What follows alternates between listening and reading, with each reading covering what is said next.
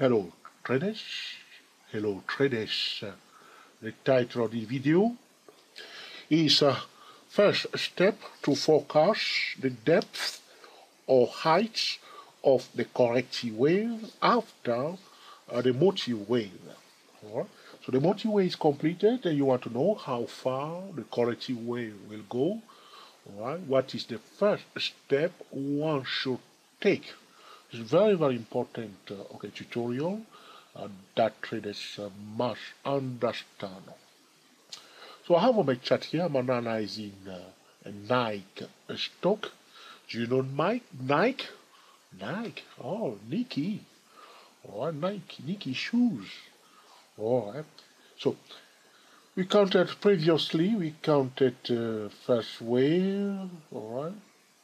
That's the first one here, first wave, second wave, so first wave, blah, blah, blah, blah, blah. If I can see clearly, if I have all the data here, first wave, second wave, is that correct? Do you agree? Do you disagree? Let us know in the comment section. And the third wave has started in 2000, ending here in 2015, followed by the fourth wave, and now we are now this is the fifth wave. It looks to me that the fourth wave is brewing, so to speak. Again, before you start thinking that definitely this is the end of the fifth wave, I'm going to put a line there, and I will tell you something very, very important. Because of the Elliott wave extensions, priority to bearish signal below 8590 and prior to bullish signal above it. That's what I'm saying, because we are labeling this session here, all right, the fifth wave of a higher degree on the monthly chart. All right, very, very important information there. So if it goes above that level of 8590, we will adjust our wave count, our Elliott wave forecast accordingly. As things stand today, we are expecting a corrective wave. So there was a motive wave that is completed. The motive wave formed on the first, second, third, fourth, and fifth wave. So motive wave for new trader is also what we call the trending phase. So we can see that Nike store somewhere in 1984 has started a bullish trend, and according to what we see on this chart, it looks to us that that bullish trend is coming to the peak. Well, it doesn't mean that the Nike stock is bearish, intrinsically bearish, because if you check the fundamental, probably it will pass Google Asset test. Fundamentally speaking, it will look all bullish, but technically speaking, all right, there is a high chance that the price will pull back a bit, and to create another opportunity for bullish trader to buy Nike stock. Also, as an Elliott trader, we count 1, 2, 3, 4, 5, meaning that we are coming to the end of a trending phase, provided that we don't see more extensions. Very, very important point. 1, 2, 3, 4, 5 becomes 1. Yes or no? All right. Traders are following us at 2, 4 Elliott waves. Clearly understand the word that I'm using here. Oops, what have I? Okay, this is it. Going back again, we change time frame. Okay, so count it 1, 2, 3, 4, 5. What's this one here? What's this one coming from? Okay. Becomes one of a higher degree. Right?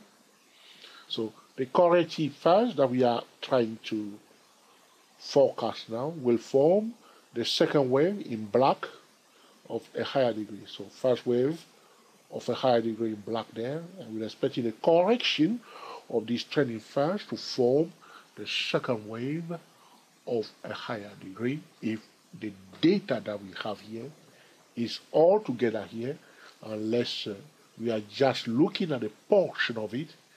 If that's all, if this is truly all, That's all we can say. Okay? Now, you say, Joe, talk to me, please. How do you forecast the depth or the height of the corrective wave after the multi-wave? I'm waiting, George. All right. The first thing that you need to do is very simple. Pay attention to the black pitchfork tool. If you are not familiar with the pitchfork tool, go to www.dayprotrader.com, check our web pages, or subscribe or check our playlist at Day Pro Trader YouTube channel. Don't watch it anywhere else. Day Pro Traders playlist relating to pitchfork tool. You will connect the low, you use 3 points, the low of the second wave, the high of the third wave, and the low of the fourth wave. With those 3 points, you draw your pitchfork tool. That's the first step to start measuring or having a bit of idea where the correction may end. So you see here, the price break below the pitchfork tool, then you come back above it a bit. But at this junction, if the correction is going to begin, that's the first projection. Possibility that it may come and find a support here, or may stop here, or on top of it. So we use the data. Sometimes that pitchfork tool may not be useful to you. In this case, it is useful because that's where the price is now. So we can work with that. If the price goes above that pitchfork tool, we use something there that we call market geometry. So which means if the extension is taking place, project it in the direction of the price, the width of that pitchfork tool, we project it in the direction of the price to help us determine the possible path that the price is likely to take, so we may look for high probability to be set out on the edge of the key level. So, all right. So because I don't have enough room there, this is not trading view, by the way. So okay. If it goes above that 8590, we measure the VWAP projected like this, and again we use draw a media line for that projected channel. Alright, that's the first step.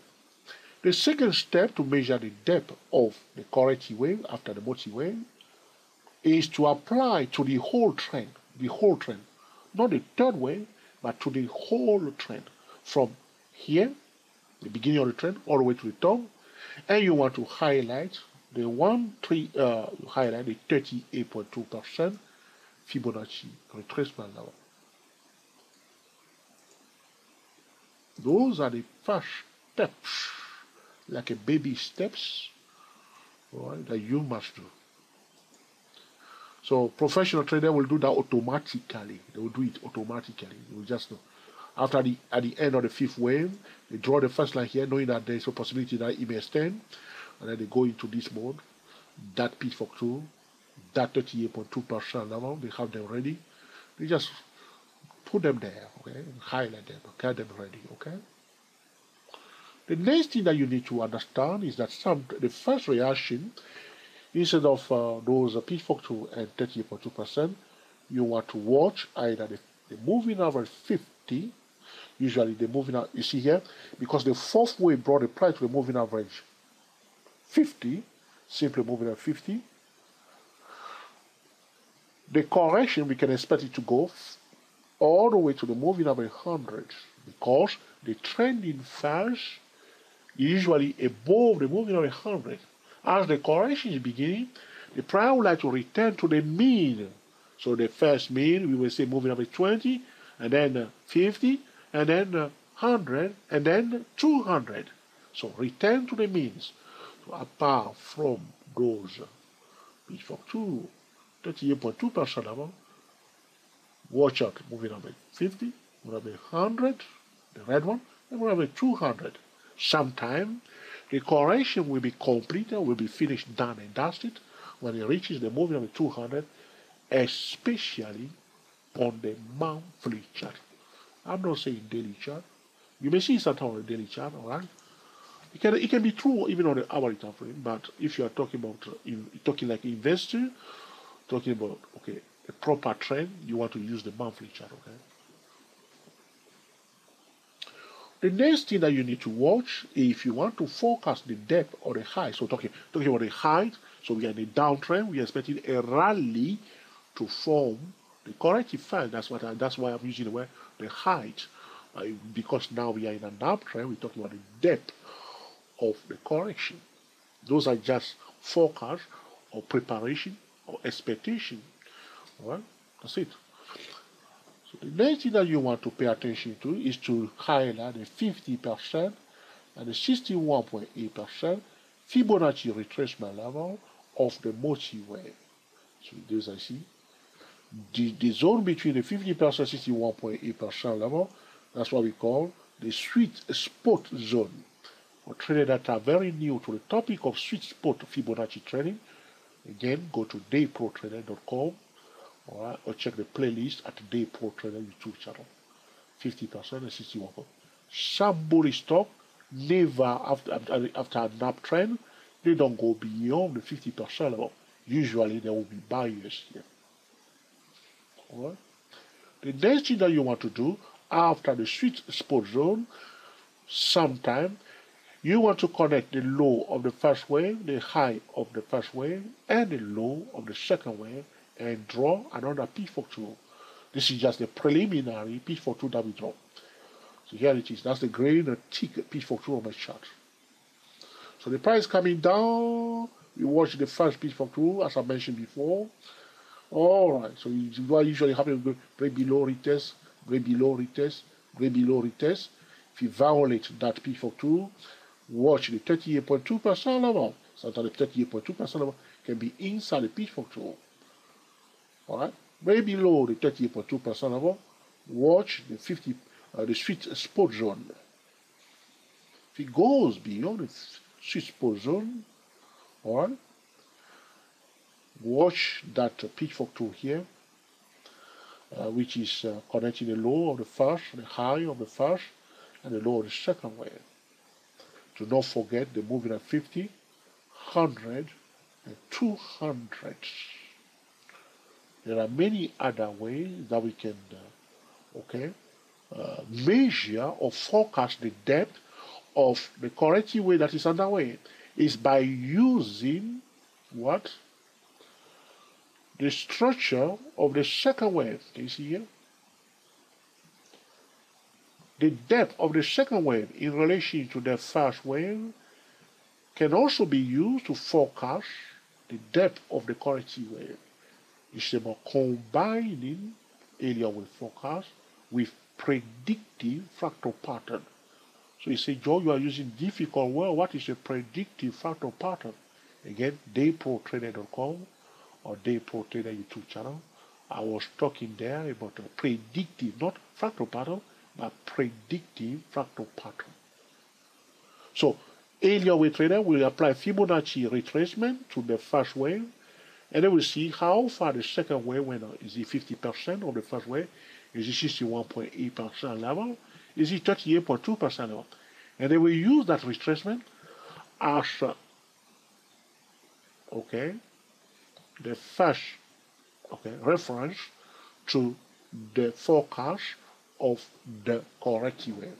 So if, for instance, in this case, if we have like a 38.2% level, a retracement of the second wave into the first one, they will say that, all right, watch out the 38.2% level. However, if it's 61.8% level, they say, watch out for 61.8% level. It's likely to be a decorrection. Not only that, apart from the Fibonacci retracement, they will also watch the Elliott wave pattern that is formed during the second wave. So for instance, if the second wave is a zigzag, they will be forecasting that the corrective wave will be a zigzag. The second wave is a flat correction. They will say that expectation that likely to be a flat correction or a triangle if it's a triangle and so on. But and take it from me, okay? When we are talking about predictive fractal pattern, traders usually use the first and the second wave to forecast the first wave. They use the structure of the first wave to forecast the whole trending file that we see here, and they use the second wave to forecast the corrective wave after the trending phase. But you can quote me on Twitter, on Facebook, anywhere else, And say to trader that apart from everything that is written about predictive factor pattern, and area we forecast using the first and second wave, George said that, all right, I'm okay with that. That one can also use, all right, the structure of the fourth wave in relation to the third wave to forecast the corrective wave. Because of the alternance between the second and the fourth wave, sometimes you may see that the prime may instead, okay, the corrective phase will align more with the fourth wave instead of the second wave. But generally, the second wave usually helps more than the fourth wave. But sometimes, no one knows why the prime will just, okay, flow with the fourth wave. And that's for me, my observations. All right? So this is just a short tutorial, first steps, all right? Those are the first steps. So you come 1, 2, 3, 4, 5, you label it 1. You've done that. Good. Now, apply that first P factor. Low of second wave, high of third wave, low of fourth wave. Done. But don't forget that there can be an area wave extension. That horizontal line that I put there is too important. Because if the prime break above it, as I've posted a video today about the macro shove, you see, I'll show you very fast, okay? Or macro shove. Oh, it's just there. So previously, you see this level 8550, this macro shove stop. Okay. Our fifth man away, you see that 5 here, the red one, the fifth man away was here. And I was telling you to tell that same thing, I draw that line, say, prior to bullish signal above, prior to bear signal below. And behold, it went above it. And then we adjust it. That video, I'll be posting it in a few days' time. You understand why I'm saying that. The same thing I'm saying to you again. Don't get carried away when you are forecasting. You count 5 waves and you think that this is the end of the trending phase. That trend can be extended for many other reasons. I'm dwelling on it because it happens, and sometimes people forget. And like this, now people think that, oh, definitely we're going to have a correction, and behold, it may continue to go up more. And then you draw that P42, again, as I said before, I'm not going to repeat myself. And then you want to draw that 38.2% Fibonacci retracement level of the whole trading phase. And then you want to draw the 50%, 61.8% Fibonacci retracement, which is a sweet exposure zone. There are always buyers here after a bullish trend. There are always sellers after a bearish trend if they try to pull back to the sweet exposure zone. But you don't want to forget the movement 50, the movement with 200, the movement with 2, the movement 100, and the movement with 200, especially on which time frame, monthly chart, monthly chart, monthly chart. Did I get your attention?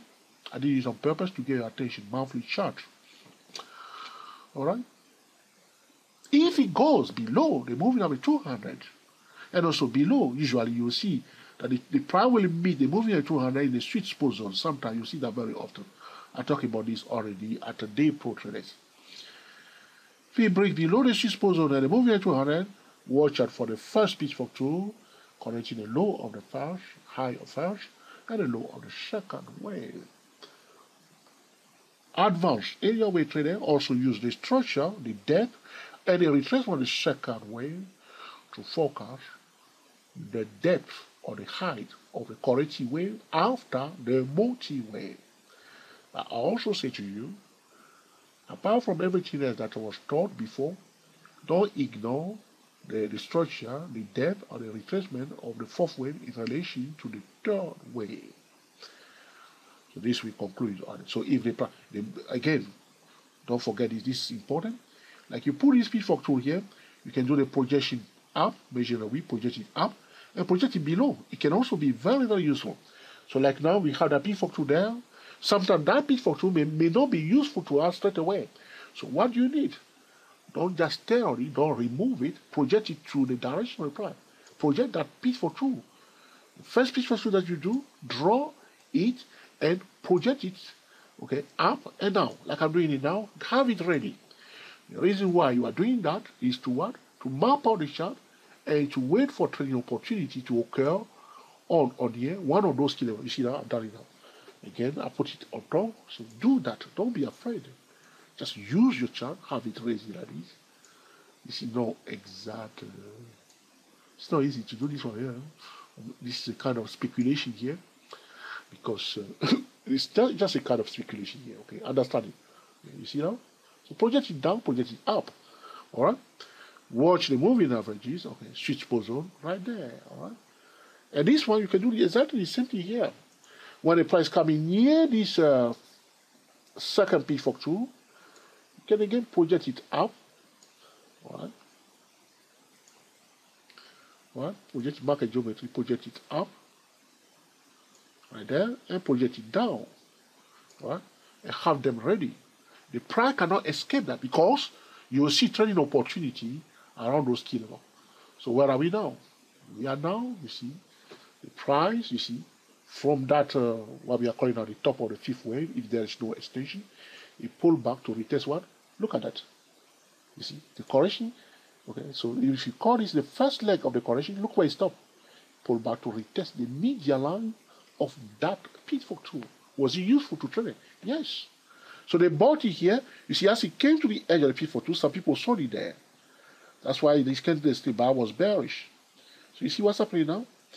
So now it went back above that pitchfork tool.